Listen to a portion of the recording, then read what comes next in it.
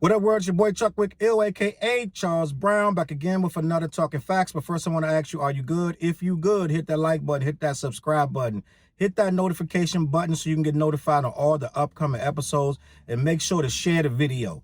All right, man, listen. Last night, I'm going to go on a limb and say the best verses. I don't care what you think. This is what it is, man. To me, the best verses of the entire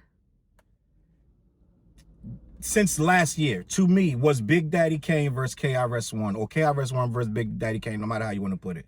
And I'm gonna do a full breakdown. First of all, these are two of my greatest MCs. There's a lot to unpack with this, right?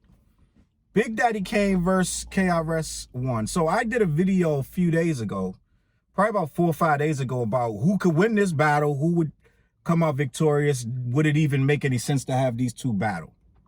And with that being said, the verses was great. And what happened at the end, because this is probably the second verses I watched to the very last second till it cut off.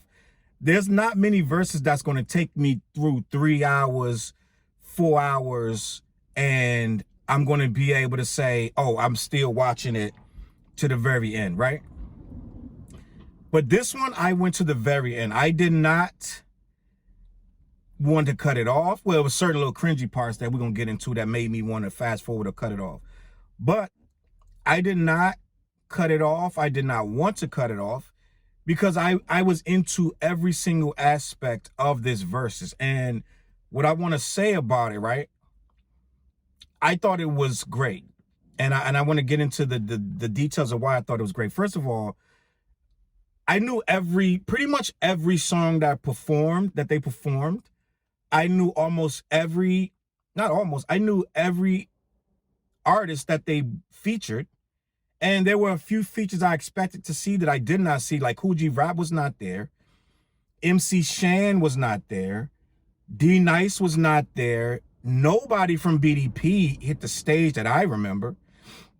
I didn't see nobody from BDP. I mean, we know, rest in peace, Miss Melody passed away, but I didn't see, correct me if I'm wrong, I didn't see Just Ice, I didn't see ICU, I didn't see anybody from BDP. So there was no, like, there was a lot of people from BDP back in the day that just aren't around anymore.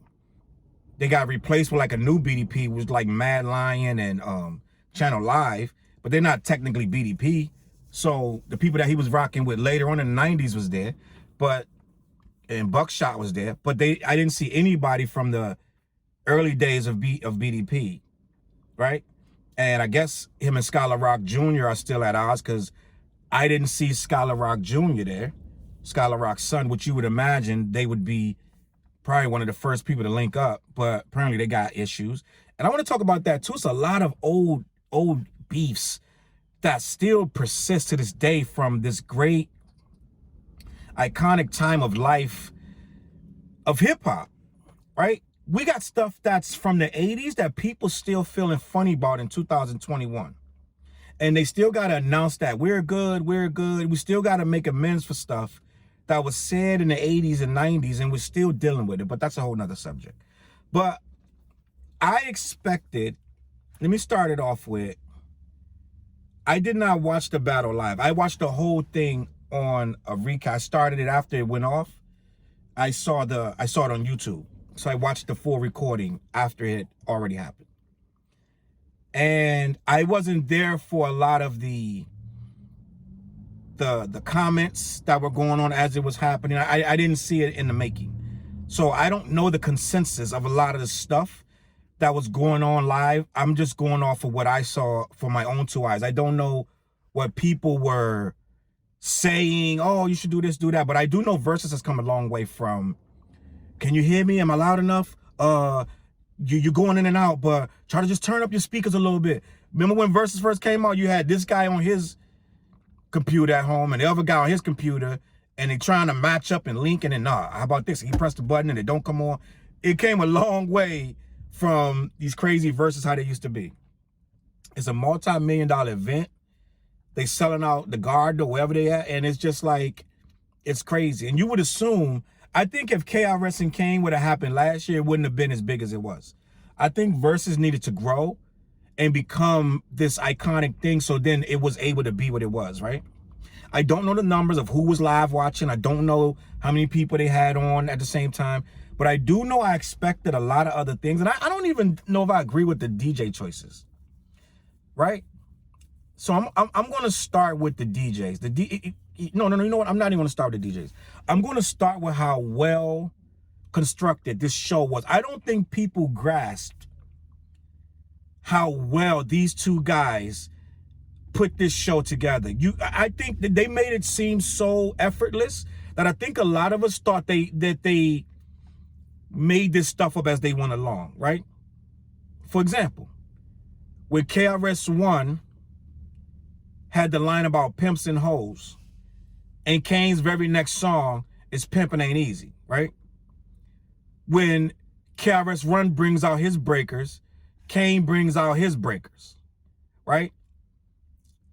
Almost everything they did corresponded with each other's. When Kane did his biggest hit, Smooth Operator, KRS did Step Into a World. So it was, everything was, a lot of this stuff was clearly planned. Now, some of the stuff with the DJs went off the rails, and we're going to talk about DJ Scratch with this Kid Capri, whatever kind of beef they got going on for years that I just hearing about, because I didn't know these two guys were beefing, but Scratch picked the wrong time to try to step to him about this DJing. But kudos to these two grown men who orchestrated an amazing event, right? Amazing event. No matter what you thought about it, it was well orchestrated. These are 20, 30 years of hits with these guys. You saw the Symphony. You saw Roxanne Shante come out, even did an impromptu verse, right? You saw Buckshot Shorty come out, Mad Lion come out. You saw Channel Live come out. You saw Nice and Smooth come out. You saw Daz Effects come out, right? This was an event. They did not let us down. The only thing, like I said, why would you not have D Nice? Who is the D? It's like KRS has absolved himself of anything BDP. Anything BDP. It's like he did all the Criminal Minded songs, but that was before it really was a BDP posse. When he, on Criminal Minded, I think there's no features. It's just him. I don't think they built BDP posse until the second record. And I'm going to go on a limb. I think he may have done 2 songs off that second record. He just has so much material, right? But I think he did I'm Still Number One. And I'm not even sure if Part-Time Sucker is on Criminal Minded or By Any Means Necessary. But in any event, I don't think he did a lot of stuff. He did nothing with that had any BDP members on it. Like anything off the edutainment, like none of that stuff, right? As far as that had features that he could have brought out that would have brought a old BDP person in, right?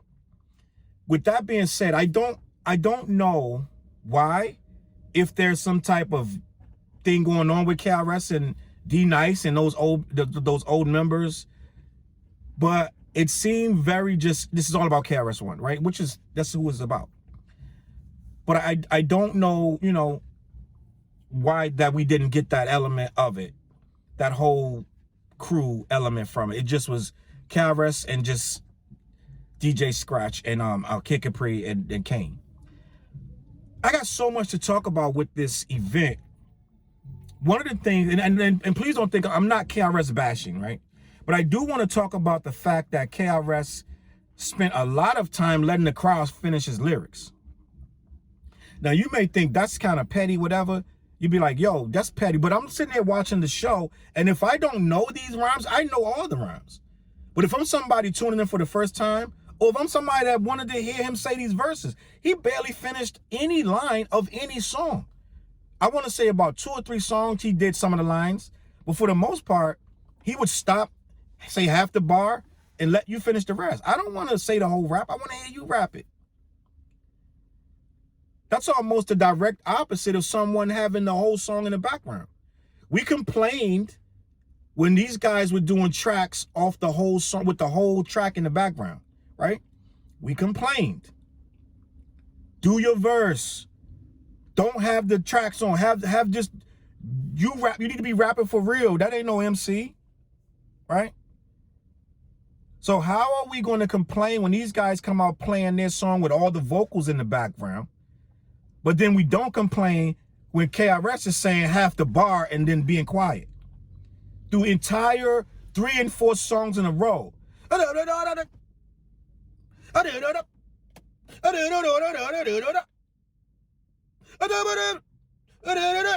it's the entire song. He's given half the line. Then Kane is coming, doing some of the most complex, tongue-twisting. I've never seen breath control like this in my life.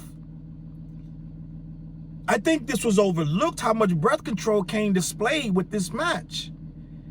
He never flubbed one line. He never cut one rhyme short. No matter how fast he rapped, he spit the entire verse. He didn't let you finish it. He didn't leave it in the air. He didn't leave it up to chance.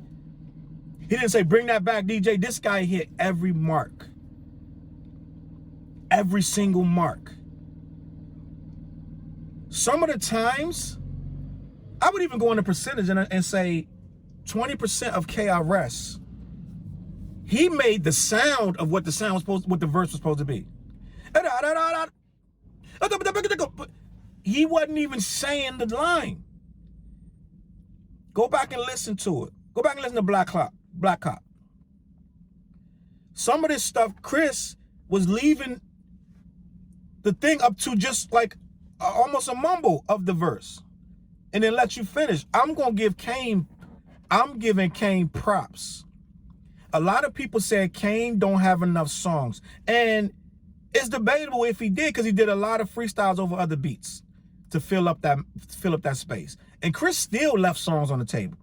KRS still had a good 15 more, 20 more songs he could have did easily, and it would have been like, oh, that's smack. Like, he still could have kept going. Still. So I don't think it was an issue of songs. It was about performing these songs and how great these memories made us, right? No, Kane does not have enough songs. And it was evident that they were in 2 different lanes after a while, because even when Kane would do his strongest song, KRS' next song would be stronger, right? So it was like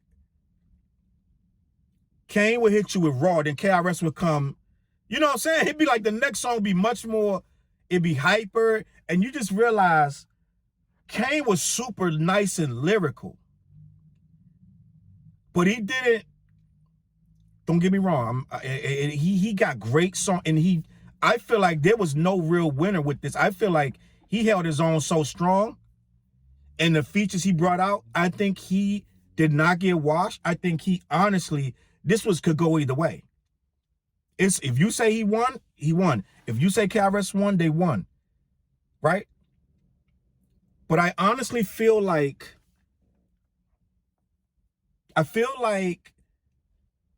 overall, KRS just has too much material.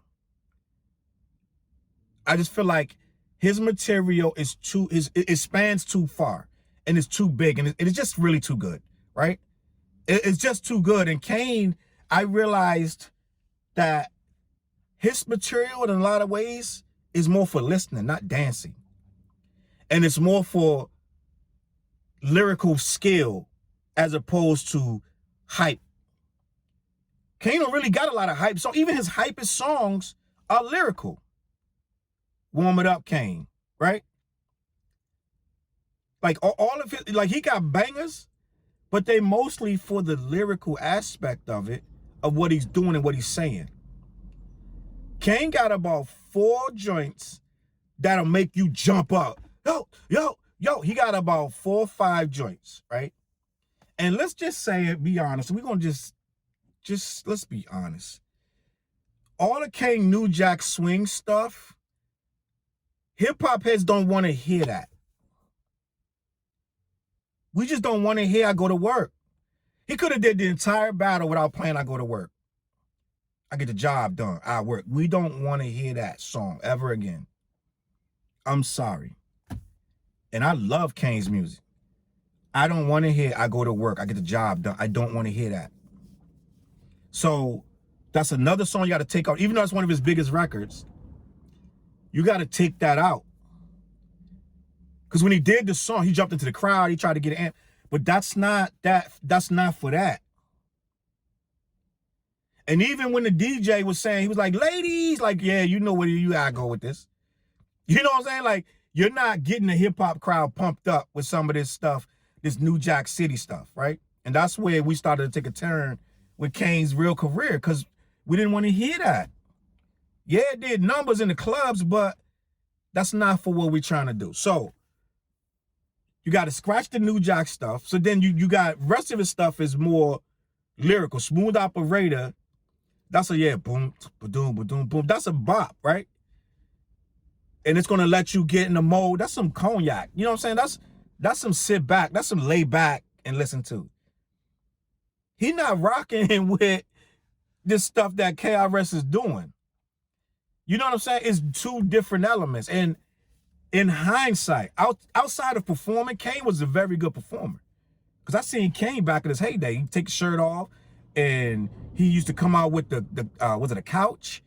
He would be moving, the couch would be moving, and he had like a throne, and he had a bed. He had a bed. He would come out on the water bed and humping the water. Just all this, it was like a great show.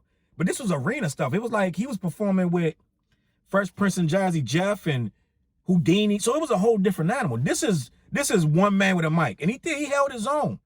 But in hindsight, just song-wise and how hype KRS is going to get for lyrical, yeah, they make a great matchup. But as far as hypeness, he overachieved that night, because Kane is not a hype rapper. He's not a hype rapper. So Kane overachieved with what he was doing on the stage versus KRS. And it was abundantly clear when he does a song like Ain't No Half Steppin', you know what I'm saying? And Ain't No Half Steppin', Smooth Operator, and a couple of his other songs. They're mad chill. They're dope with the verses. The actual rhyme play is amazing. But this is not, like I said, this is not get up and do the WAP stuff. You know what I'm saying? So I don't know what a better matchup. You know what? I'm going to be honest with you. Even though they're two different eras, a better matchup for KRS, honestly, would have been Busta Rhymes. Honestly. Even though Busta has managed to stay relevant past KRS's prime. But he still would have had to match up with KRS old stuff, which would have been difficult to do. Busta's level of hypeness would have matched KRS levels of hypeness. Even though, like I said, Kane held his own. So let's just say off performance, it was a wash. They both did great, in my opinion. Kane never flubbed, and KRS, I'm taking points off for him leaving out those lines so much. So I'm going to put it 50-50 with that. Record for record, KRS got that. It is what it is. He has a longer career than Kane, right? It's just a fact. When Kane was starting to wind down, KRS was still blowing up. KRS was going up higher and higher when Kane was coming at the end of his whole thing. So he just has more records. So with the music, the songs and stuff like that, I got to give him a wash, right? I got to get at the KRS. I'm giving the lyrical performance part to Kane, and the overall performance is a wash. So I'm going to say Kane, on delivering his verses, 1. In the middle, the performance for performance, a wash. And songs for song, KRS got that. So now, we're talking 1-1 and a tie. So now, let's go to, which is not really a competition because this was all up. Well, let's go to the features. How dope was it to have Nice and Smooth come out? Right? Nice and Smooth is in your town. Like Nice and Smooth. When the last time you seen Nice and Smooth? So he brings out Nice and Smooth. That was amazing. KRS brings out Mad Lion, right? That was dope. But, you know, I ain't never really was crazy about Mad Lion, but he did his thing, right? It didn't lose me. You know what I'm saying? I know some people wasn't happy with what he did, but it was whatever. So then the Juice Crew. Come on, bro. Yeah, Master Ace, Craig G, right? Brought out Roxanne Shante, right? Like, come on, bro. Like, he brought the Juice Crew. I don't know why MC Shan wasn't there. I got to go to MC Shan's Instagram and find out why he wasn't there. But Shan is the angriest man in hip-hop right now. Shan could be, I don't know of anybody more angry than MC Shan right now. MC Shan will be laughing and be angry. He'll be telling a joke and be angry telling the joke. So MC Shan is mad about everything and everyone in the business. So I don't know what reason he could have come up with to not be at this thing. But this would have been a great moment for him. I don't know if him and Kane not rocking like that, and Shan not the one gonna come and pretend like he good with you. He definitely not gonna do that. So I don't know why MC Shan, maybe he was there and I blinked and missed him, but I didn't see MC Shan on that stage. I saw them give Roxanne Shante love. And KRS, man, he still did South Bronx and the Bridge is Over. And I was like, oh boy, this is tough, man. He throwing this joint right here. But it is what it is. And Kane never got involved with none of that. You heard him at the end say him and KRS and Miss Melody moved his stuff. Like when Kane said he got his first apartment, KRS-One helped him move. And his ex-wife, Miss Melody, who passed away.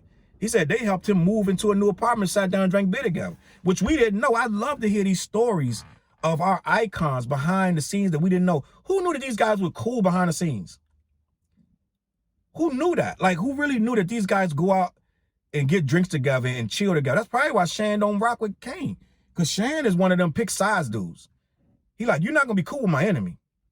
He's not one of them type of guys that's going to be chilling with you and while you chilling with his enemy.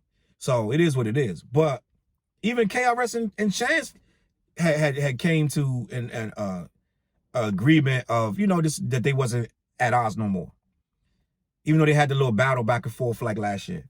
But end of the day, man, it was an amazing event. And the Juice Crew came out, then KRS brought out Buckshot Shorty. I thought KRS, he brought out Buckshot Shorty and Daz Effects. And who am I forgetting? I can't remember who else. I think that's all the features. But I thought we would have saw, like I said, a Just Ice feature. Some guys even speculated that it might be a Jay-Z feature because he got that song that Jay-Z rapped over Kane's beat. They thought, I was like, nah, Jay-Z ain't coming out to no verses. That ain't gonna happen. That'll be way too much. That would be way too much. But there was speculation that he would have been there. There was speculation that DJ PRAEDIGOUL would have been involved. And it was quite a few features. Scoob and Scrap, I guess they don't dance no more. I didn't see Marley Marl. So I don't know. You know what I'm saying? It's a lot of people I did not see. Maybe Marley Marl was in the crowd. I don't know. But I didn't see Marley Marl. I would have thought maybe Nas would have came. You know what I'm saying? I don't know if Nas is there or not, but he might have didn't want to take away from the shine. And then if you come to that, then why you won't do a verses for real? You know what I'm saying? So once you pop up, then there's no more excuses of why you're not going to be doing your own verses. So what I did see was the petty attempt at DJ Scratch to hijack the show. And I understand what he's thinking, right? Apparently DJ Scratch has an issue with Kid Capri, a long-standing issue. I don't know why, right? All I do know is dudes is 50, 40, and 50 and holding on to shit from the 90s and still having problems. And you're going to take a moment like this to stop the show and try to have a DJ, unsanctioned, unsupervised, unrehearsed DJ battle with a man that doesn't do scratches. Your name is DJ Scratch. Kid Capri does parties. It's two different things. And he tried to stop the show and start doing a DJ battle, which I get it. If you're a turntablist and you got beef with another DJ, you're going to think, I'm going to kill him with the turntable. This is what I do. But it wasn't the place for that. You can't upstage these two great human beings who we really there to see. And I understand what he's saying. He's saying, well, back in the day, guys used to come up and grab the mic and challenge people to battles. Yeah, but that was on daytime. Right? Cool More D jumped up, grabbed the mic, challenged Busy B, right? But that was the time and the place for that. It was in the club where they do battles. This was a worldwide event for KRS and Big Daddy Kane. You can't bring your own agenda to that. You're the DJ. Do your job. Right? And people are going to say, well, he was right. Hip-hop is about all the elements. And there was no DJ battle. And had Kane and KRS said they was with it, then have it. But if they're like, that's not part of this show. We have a tight set. You can clearly see this set was tight. This stuff was not thrown willy-nilly. Dawes Effect knew they was coming out. Channel Live knew he was coming. Nice and Smooth knew they was coming. They knew they was doing a song. This was not just, we're going to wing this. These guys were waiting in the backs of the thing for their turn. Mad Lion, it was a set. You're not going to have an impromptu DJ battle against a DJ that don't want to battle you. I can see if it was another battle. I can see if it was Jazzy Jeff on the other side and he's with it. Kid Capri literally said, I don't do scratching. He said that what you're doing is 2 minutes in the club, and then after that, we got to go back to partying. That doesn't play long in the club, right? So with that being said, he pretty much hijacked the movement. They told him several times to let it go. And yet and still, what he do? He still try to have the little battle. Kid Capri said his little rap and left it alone. My thing was, I wanted to fast forward. It was so cringe. It was so cringe. And DJ Scratch, you are bringing down your name with that little stunt. And I get that he's like, this hip-hop, all is fair in love and war and hip-hop. But it's not fair when it's not your time. I disagree with it. I think you try to sabotage a moment that had nothing to do with you. And I truly believe that Kane and KRS are super heated about it, and they will not forgive you for that. And Kane even said as much as like, man, come on, bro. He said it several times, come on, dude. And this dude was intent on doing it anyway. And your name right now gonna be synonymous. Something coming up where people gonna start being like, yo, you being scratched right now, right? Because he hard-headed. He's not listening. He's trying to turn a moment that ain't about him into a moment about him. This not a DJ battle, right? It ain't that. DMC and all, this ain't that, buddy. So thumbs down to Scratch on that. You made a moment, but it wasn't a good moment. And I hope that people can still enjoy what was there, because it was a great event. I mean, KRS, he did songs from Criminal Mind. He did songs from all the way up to now. He never got taken out. Every time Kane did a freestyle, he came back with one. I'll give him that. I just didn't like how he was cutting them rounds short. I do take offense. And some of my guys online are like, oh, it's okay when Jay-Z do it. Well, when Jay-Z do it in the verses, then I'll deal with that. But this is not Jay-Z. This I'm talking about KRS-One. Supposed to be the greatest. In my top 5, he's right. He's the number 1. My top 5 always start with KRS-One. It always do. I don't know what to tell you. KRS, Big Daddy Kane, Rakim. Right? That's my top. But I'm older than a lot of people. So that's my top 5. Nas, Jay-Z, Biggie, and let me see, who else in my top 5? I mean, 10, since we're going past 5. I got to throw LL in there. And you could call him whatever you want. Eminem, got to give him his credit. And Scarface. And let me see. On short notice, that's who I got. I don't really put Chuck D in my top 10, but Chuck D gets his respect with me, right? Ice Cube is in my top 10. And let's see. I got to be around 9 right there, if we not counting Chuck. I know I'm forgetting somebody right now. I do in my updated top 10, I do include Kendrick. I do include Kendrick in my top 10. And I would put Cole right around somewhere. I put Chuck D, right? But with that being said, I do always include KRS because what he done for the game. He done so much for this game, right? it's mind-boggling what this man has done for this hip-hop thing, and he's changed it in such ways that we could never really fully understand what this man has accomplished, right? But with that being said, overall, it was a great night for hip-hop itself, right? I don't know all the stuff. I was told that there's a lot of beef even with the break dancers. That's why they wasn't on the same page with the breakers and stuff. I don't know a lot about that beef, so I really can't address it. But I do know there's long-standing beefs in the breaking community, just like with the hip-hop community, that they still can't get over to this day. There's a lot of controversy about all kind of scandalous and proper things that have come out, and I'm not going to really address those things because I just don't feel it's appropriate for me to be really spin too much into that. But I do know that as grown men at the ages that we are at this point, like Kane and KRS showed you, we can be better. We can be friends outside of what's said on these records and what's said on wax, right? And honestly, I feel like how they lead is how the kids gonna follow. If they still hold on to petty beefs from 15, 20, 30 years ago, the kid's gonna be the same way,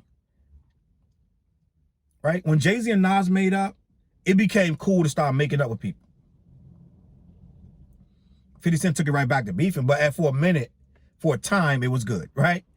And if you keep seeing people that you thought hated each other, like imagine Eazy-E was alive, and him and Dre would be cool right now.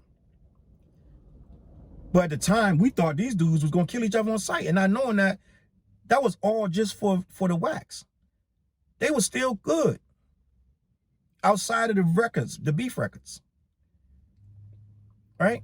Sometimes it's real, sometimes it ain't, and sometimes it's just hip hop. And we gotta understand what hip hop is about. So if we understand what hip hop is about, a night like this can happen again and again. And I wanna commend, right? I think it's bigger than Timbaland and Swizz Beatz at this point, but I want to commend them for what they started and what they've created. I thought when they sold it that they kind of sold out. But I do want to say what they've done, they've revived a lot of real hip hop. They've revived a lot of people's careers. And I think KRS and Big Daddy Kane's catalogs are going to go through the roof, right? I'm about to get the playlist and start bumping the whole play. I'm going to let the whole thing ride. I'm sure it's a good 3 hours of music. I'm going to let it ride. I'm going to play all of it because it's great music. It's timeless. And I think we have not even scratched the surface of these verses.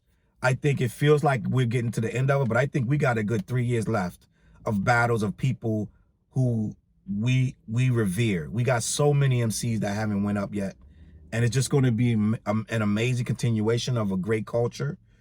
And I don't have anything bad to say about how they're doing it now. Look, we just got with the Locks and Dipset.